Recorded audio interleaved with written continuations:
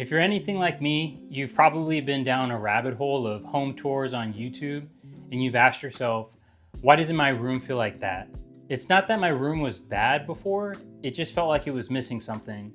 So over the past year, I made 7 changes to help my room feel a little bit more cozy and intentional. No massive renovations, no huge budget, just 7 changes that made a huge difference. I'll go ahead and link everything down below in the description. And with that, let's go ahead and jump into it. So the first upgrade I made was linen bed sheets. I was using IKEA bed sheets for a long time, and I made the switch to linen maybe 15 years ago, and honestly, I can't go back. I just really love the relaxed and clean look of linen. It's a super breathable fabric, so it keeps you cool during those summer months, and it keeps you warm during the winter. For the colors, I found another creator on YouTube whose style I really liked. His name is Ethan Gaskill. If you're like me and it's hard for you to visualize a room without seeing examples, I would definitely recommend checking out some inspiration photos on YouTube or Pinterest and trying to borrow ideas from those styles. So a tip to make your room feel fresh without doing anything drastic is to swap the color of your sheets between the seasons. So I have 2 sets of linen sheets, olive green from Quince for the winter months, and I have a white set from Parachute for the summer months. Some people find that linen feels a little rough on the skin at first. So if you're new to linen, I'd suggest getting a pair from Quince. They're really affordable. But if you already know that you like linen and you're just looking for a little higher quality, I definitely recommend picking up a pair from Parachute. So the next change I made was adding wall sconces. I would say that this had the biggest overall effect on the vibe of the room. Your overhead light should only be looking for your AirPod when it flies out of the case at 9 p.m., not for creating a vibe. So here's what the room looks like with the overhead light on, and here's what it looks like with the Philips Hue lights. I got these sconces from a company called Lichen New York. Again, I copied the idea from Ethan Gaskill.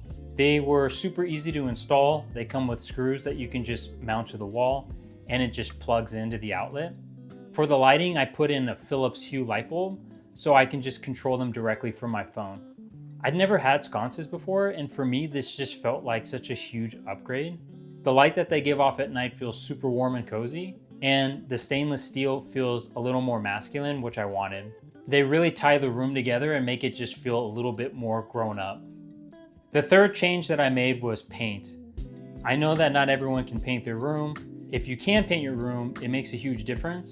But if you can't or you don't want to, an easy tip is to just paint the ceiling. It adds a lot with just a little.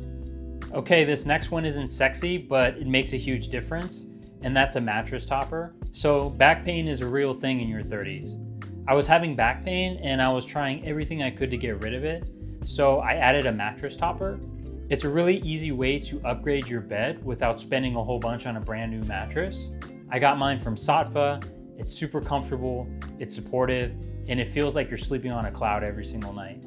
It made a huge difference from night 1. So the next upgrade that I got was a bigger rug. I got the Aero Speckled Wool Rug from Rugs USA.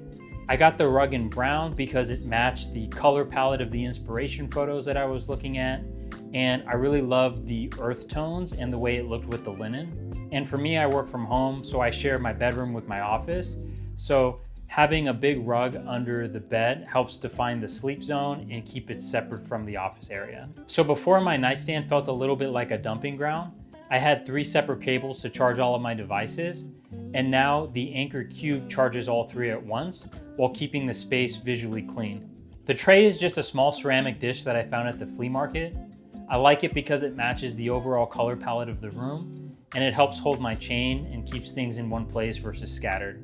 It's a super small thing, but just having things organized and in their space helps keep the room feeling a little less chaotic and more peaceful and calm. And the last thing I added to the room was just a little bit of artwork.